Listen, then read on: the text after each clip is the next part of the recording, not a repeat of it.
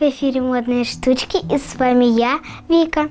Впереди 3 недели самоизоляции.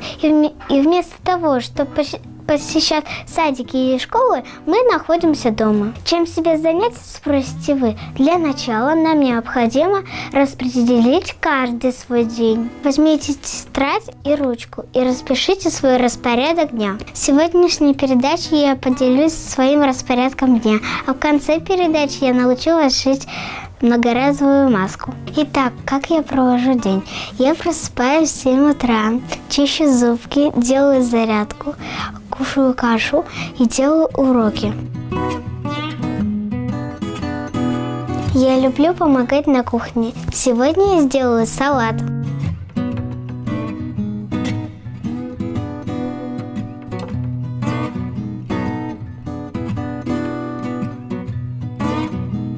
А также я помогаю маме с уборкой.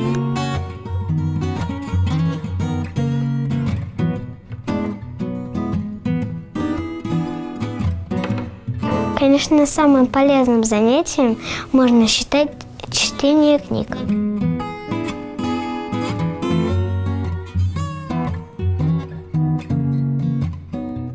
Рисование развивает творческие навыки, фантазию.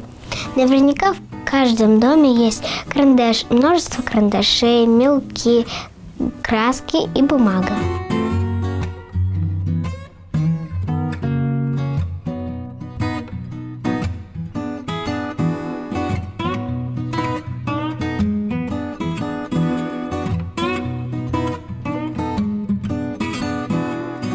Делаем поделки из бумаги. Изготовление красивых поделок развивает пространственное мышление, художественный вкус и моторику рук.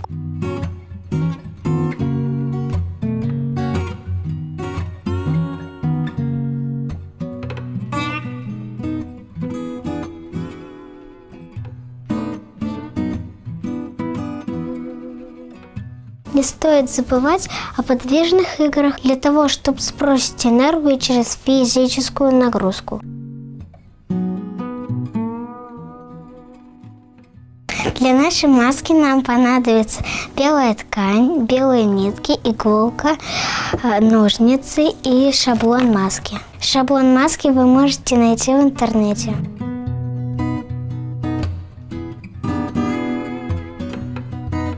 Я беру карандаш и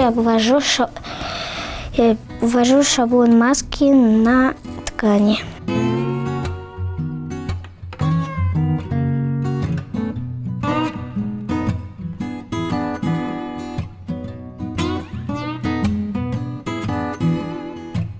Я вырезала 2 части. Теперь я ее прошью вот так.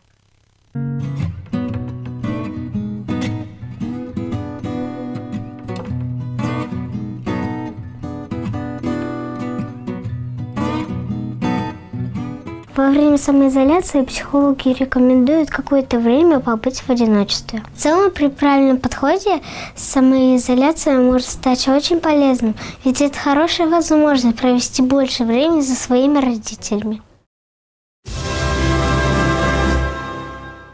Все проходит, и это пройдет. Наша страна не раз проходила через серьезные испытания. И печенеги ее терзали, и половцы. Совсем справится Россия. Победим и эту заразу коронавирусной. Вместе мы все преодолеем.